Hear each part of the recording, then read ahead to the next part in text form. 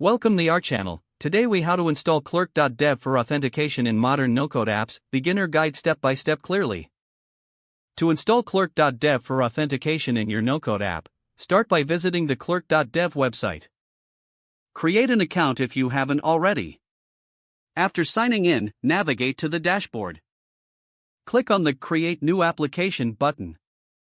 Fill in the required fields, such as your app's name, and select the appropriate framework. Once you create the application, take note of your API keys and front-end API URL. Next, head over to your no-code platform. Access the Settings or Integrations section.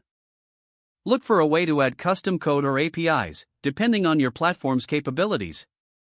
In this section, locate the option to add environment variables. Input your API keys and front-end API URL previously noted. Now, proceed to the authentication setup in your no-code platform. If available, find the authentication settings. Select Clerk as your authentication provider. Follow any prompts to configure the connection. Once connected, set up your authentication flows. You may include options for signing up, logging in, and logging out. After configuring your authentication flows, test them to ensure everything is working as expected. Once confirmed, finalize any settings and prepare to publish your app.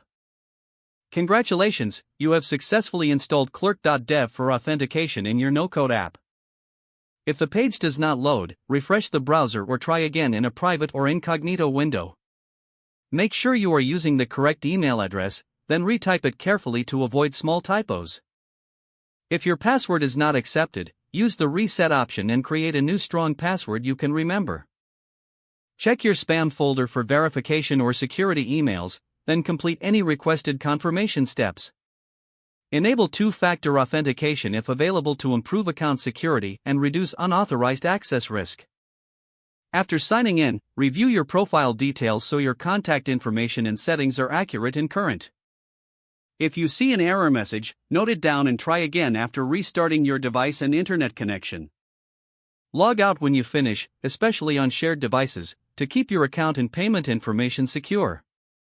Don't forget to like this video and subscribe to our channel for more step-by-step tech guides.